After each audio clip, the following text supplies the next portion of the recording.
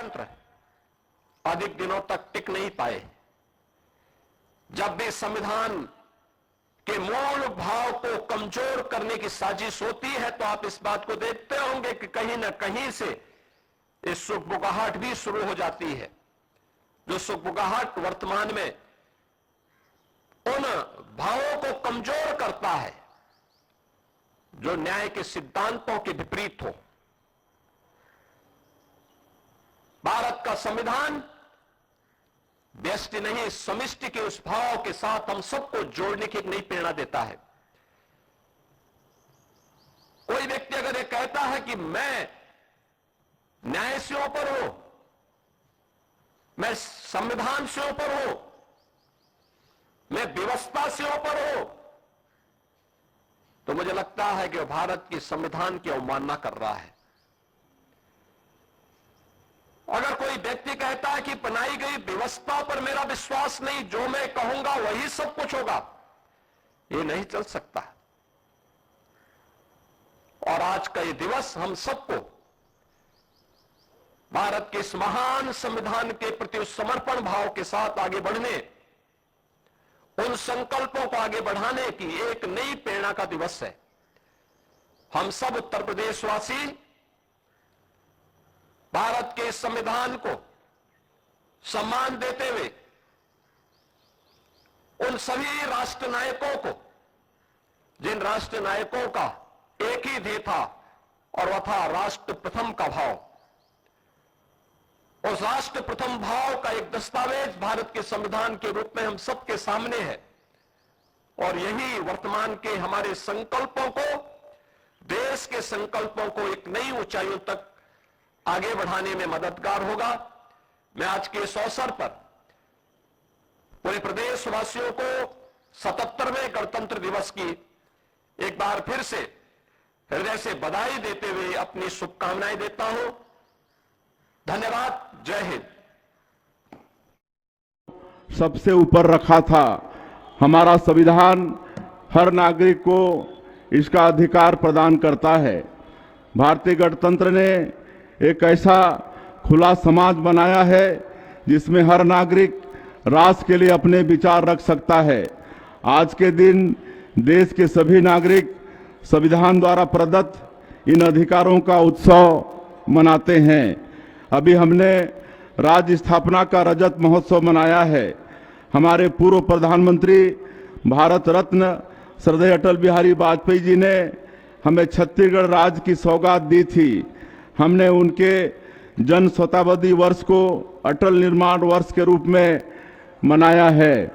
रजत जयंती के मौके पर संविधान के मंदिर, हमारे विधानसभा के नए भवन का लोकार्पण यशस्वी प्रधानमंत्री श्री नरेंद्र मोदी जी के हाथों संपन्न हुआ है। हमारी लोकतांत्रिक आस्था का प्रतीक यह भवन सही मायने में छत्तीसगढ़ी अस्मिता का प्रतिनिधित्व करता है। धान की बालियों की डिजाइन और बस्तर सरबूजा की लोक कला से समृद्ध इस भवन की वास्तुकला में छत्तीसगढ़ की माटी का प्रतिबिंब झलकता है। 25 वर्ष पूर्व रायपुर के राजकुमार कॉलेज के जसपुर हाल में हमारी विधानसभा का पहला सत्र आयोजित हुआ था। राज्य के साथ ही विधानसभा ने भी अपनी समृद्ध परंपरा की रजत जयंती मनाई है। यहाँ ऐसी अनेक लोकतांत्रिक परंपराएं स्थापित हुई जिनका अनुकरण अन्य राज्यों की विधानसभा ने भी किया। इस वर्ष हमने राष्ट्रगीत वंदे मातरम की 150वीं जयंती भी मनाई। हमने नवनिर्मित विधानसभा भवन में राष्ट्र निर्माण में वंदे मातरम के योगदान पर विशेष चर्चा भी की।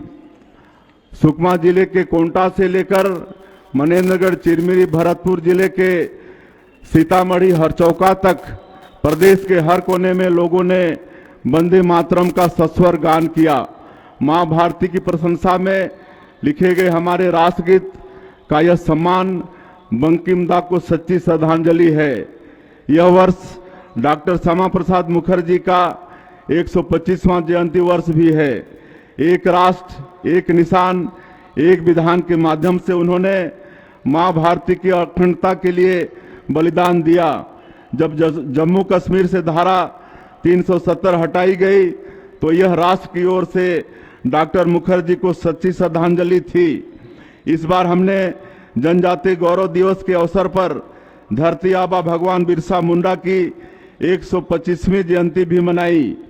भगवान श्री बिरसा मुंडा ने जनजातीय समाज में आत्मगौरव का भाव जगाया। उन्होंने ब्रिटिश शोषण और औपनिवेशिक कानूनों के विरुद्ध कड़ा संघर्ष किया और अपना बलिदान दिया। छत्तीसगढ़ की धरती भी ब्रिटिश शोषण के विरुद्ध जनजातीय विद्रोहों की गवाह रही है। स्वतंत्रता संग्राम में जंगल सत्याग्रह के माध्यम से जनजातीय नायकों ने अपना महत्वपूर्ण योगदान दिया। छत्तीसगढ़ के जनजातीय नायकों के आज़ादी की लड़ाई में किए गए बलिदान की कहानी हम डिजिटल माध्यम से सुना रहे हैं। शहीद वीर नारायण सिंह जनजातीय स्वतंत्रता संग्राम सेनानी संग्रहालय का लोकार्पण भी माननीय प्रधानमंत्री श्री नरेंद्र मोदी जी ने राज्य स्थापना दिवस के अवसर पर किया। यह देश का पहला डिजिटल संग्रहालय है। राष्ट्र की अस्मिता के लिए बलिदान देने वाले हमारे जनजातीय नायकों के चरित्र को दिखाने वाला यह म्यूजियम आज की पीढ़ी के लिए तीर्थ स्थल की तरह है। यहाँ बड़ी संख्या में लोग जुड़ते हैं और अपने नायकों के प्रति सदा भाव से भर जाते हैं। शहीदों की चिताओं पर जुड़ेंगे हर बरस मेले, वतन पर मरने वालों का यही बाकी निशा होगा। आज के दिन हम अभिनंदन करते हैं अपने वीर जवानों का, जिन्होंने अपनी जान की बाजी लगाकर अपनी धरती को माओवाद के खतरे से मुक्त करने का बीड़ा उठाया। माओवादी हिंसक विचारधारा देश के लोकतंत्र को बड़ी चुनौती है। इनकी आस्था संविधान में नहीं, राष्ट्र की अस्मिता में नहीं, राष्ट्र की अस्मिता के प्रतीक चिन्हों में नहीं। इस कैंसर की तरह व्याधि का उपाय यही है कि इसे जड़ से नष्ट किया जाए। प्रधानमंत्री जी के नेतृत्व में एवं केंद्रीय गृह मंत्री श्री अमित शाह जी के मार्गदर्शन में हमने सुनियोजित रणनीति अपनाकर माओवादियों को चुनौती दी। हमारे जवानों ने रात दिन कठिन मौसम और दुर्गम परिस्थितियों में हर पल खतरे का सामना करते हुए एरिया डोमिनेशन किया और अपने साहस तथा शौर्य से हर लक्ष्य को प्राप्त किया। माओवादी हिंसा को समाप्त करने का यह बेहद कठिन लक्ष्य अब पूरा होने को है। इसी साल के मार्च महीने तक हम माओवाद को इस सुंदर धरती से जड़ मुक्त कर देंगे। खुशी की बात यह है कि अनेक लोग जो रास्ता भटक चुके थे वो अब लोकतंत्र की मुख्यधारा में वापस लौट रहे हैं। उन्होंने हथियार रख दिए और अपने हाथों में बाबा साहेब का संविधान थामा। राष्ट्रपिता महात्मा गांधी के देश में यह सबसे सुंदर तस्वीर देखने में आई और इसने संविधान की सत्यमेव जयते की भावना को पुष्ट किया है। कुछ महीनों पहले जब मैं कार्यक्रम में भाग लेने जगदलपुर गया था, वहां मैं बस्तर कैफे गया। वहां आत्मसमर्पित नक्सली महिलाएं अब कैफे संभालती हैं। हिंसा की राह छोड़कर लोगों की सेवा की राह में आने से उनके चेहरे पर जो खुशी मैंने देखी उसे बयां करने के लिए मेरे पास कोई शब्द नहीं है।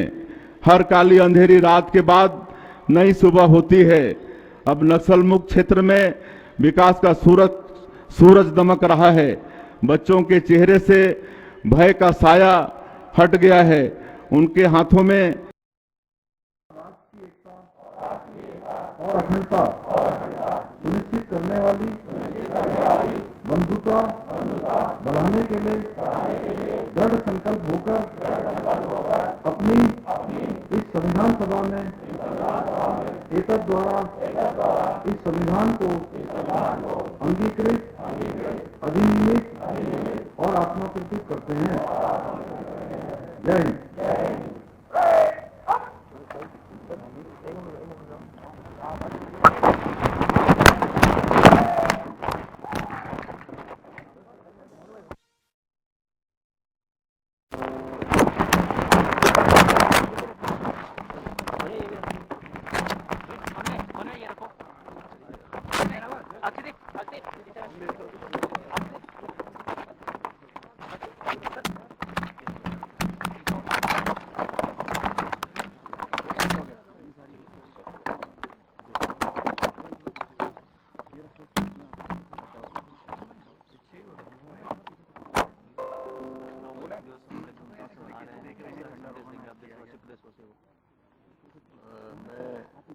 गणतंत्र दिवस के अवसर पर सभी प्रदेशवासियों को, सभी को गणतंत्र दिवस की शुभकामनाएं देता हूं, बधाई देता हूं। और इस अवसर पर ये हमारा देश का उत्सव है। इस अवसर पर मैं देश के बलिदानियों को, स्वतंत्रता संग्राम सेनानियों को, देश के हमारे वीर बलिदानी सैनिकों को अपनी भावभीनी श्रद्धांजलि भी अर्पित करता हूं, उनका स्मरण करता हूं, जिनके कारण से हमारा गणतंत्र और मजबूत हुआ है। और इस अवसर पर हम सभी बढ़ाने के लिए दृढ़ संकल्प होकर अपनी इस संविधान सभा में एतद द्वारा इस संविधान को अंगीकृत, अधिनियमित और आत्माकृत करते हैं। जय हिंद।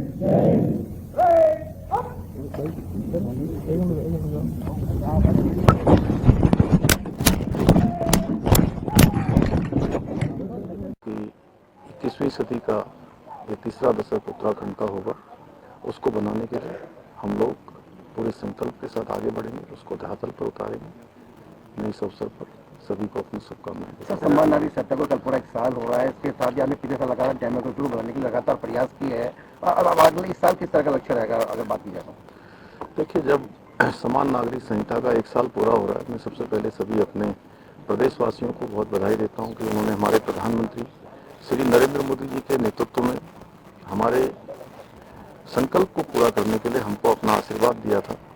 और उत्तराखंड के अंदर पहली बार एक मिथक तोड़ा था, एक नई परिपाटी बनाई, एक नया इतिहास बनाया कि लगातार सरकार में सेवा करने का हमें अवसर प्रदान किया। और हमने हमारा देश का उत्सव है। इस अवसर पर मैं देश के बलिदानियों को, स्वतंत्रता संग्राम सेनानियों को, देश के हमारे वीर बलिदानी सैनिकों को अपनी भावभीनी श्रद्धांजलि भी अर्पित करता हूं, उनका स्मरण करता हूं, जिनके कारण से हमारा गणतंत्र और मजबूत हुआ है। और इस अवसर पर हम सभी यह भी संकल्प लेते हैं कि हमारे प्रधानमंत्री आदरणीय श्री नरेंद्र मोदी जी के नेतृत्व में जो विकसित भारत का और आत्मनिर्भर भारत का संकल्प लिया गया है, उस संकल्प को पूर्ति के लिए हम सभी अपना योगदान देंगे, अपने समर्पण से काम करेंगे, परिश्रम से काम करेंगे, मेहनत से और ईमानदारी से काम करके विकसित भारत के संकल्प को पूरा करने में अपना योगदान देंगे। और उत्तराखंड के अंदर हमारे प्रधानमंत्री जी ने बाबा केदार के धाम से कहा था कि 21वीं सदी का ये तीसरा दशक उत्तराखंड का होगा, उसको बनाने के लिए हम लोग पूरे संकल्प के साथ आगे बढ़ेंगे, उसको धरातल पर उतारेंगे। मैं इस अवसर पर सभी को अपनी शुभकामनाएं देता हूं। सर, सम्मान नागरिक सत्ता को कल पूरा 1 साल हो रहा है। इसके साथ ही हमने पिछले साल लगातार डेमोक्रेसी को बढ़ाने के लिए लगातार प्रयास किए हैं। अब अगले इस साल किस तरह का लक्ष्य रहेगा अगर बात की जाए तो? देखिए, जब समान नागरिक संहिता का 1 साल पूरा हो रहा है, मैं सबसे पहले सभी अपने प्रदेशवासियों को बहुत बधाई देता हूं कि उन्होंने हमारे प्रधानमंत्री श्री नरेंद्र मोदी जी के नेतृत्व में हमारे संकल्प को पूरा करने के लिए हमको अपना आशीर्वाद दिया था। और उत्तराखंड के अंदर पहली बार एक मिथक तोड़ा था, एक नई परिपाटी बनाई, एक नया इतिहास बनाया कि लगातार सरकार में आकर सेवा करने का हमें अवसर प्रदान किया। और हमने अपने वचन को निभाया। 1 साल पहले 27 जनवरी 2025 को राज्य के अंदर हमारा सभी के लिए एक समान कानून, समान नागरिक संहिता का कानून लागू हो गया। तमाम भ्रांतियां, तमाम प्रकार की अफवाहें, तमाम संदेह लोगों के बीच में पैदा करने का प्रयास उस समय हुआ था, लेकिन 1 साल लागू होने के बाद सभी संदेह, सभी भ्रम दूर हुए हैं। ये चाहे वो महिला शक्ति के सशक्तिकरण का हो, उनकी सुरक्षा का हो, या हर एक को सुरक्षा देने का हो, उनके भविष्य का निर्धारण करना हो, बच्चों के लिए हो, सब प्रकार से समान नागरिक संहिता आज जन जन की संहिता बनती जा रही है। उत्तराखंड से निकली हुई ये संहिता, ये गंगोत्री आने वाले समय में पूरे देश को, अन्य राज्यों को भी लाभ देगी। सर, हरिद्वार गंगा सभा के बाद पद्मभूषण अवार्ड से नवाजा गया है। प्रतिबंध लगाने की बात सर, बीकेटीसी भी अब गैर हिंदुओं के प्रवेश पर प्रतिबंध लगाने की बात कर रहा है, किस तरीके से देखते हैं? देखिए, उसमें हमारा बहुत स्पष्ट मत है। पहले से ही हमने कहा है कि चूंकि जितने भी ये धार्मिक स्थल हैं, जो भी हमारे पौराणिक स्थल हैं, हमारे देव स्थान हैं, इन स्थानों को देखने वाले, उनका संचालन करने वाले वहाँ के सभी हमारे जो धार्मिक संगठनों के लोग हैं, तीर्थ सभा के लोग हैं, गंगा सभा के लोग हैं, केदार सभा के लोग हैं, बद्री केदार मंदिर समिति के लोग हैं, हमारा पूज्य संत समाज है, और सब जो भी चूँकि वही उसका संचालन करते हैं, हमने कहा है कि उनकी जो भी उसमें राय होगी या जो उनका मत होगा उसके अनुसार ही सरकार आगे बढ़ेगी। और ये स्थान हमारे बहुत पौराणिक महत्व के स्थान हैं, और इन स्थानों के पहले समय में कुछ कानून भी बने हुए हैं, हम उन कानूनों का भी अध्ययन कर रहे हैं, उसके आधार पर हम आगे बढ़ेंगे। धन्यवाद।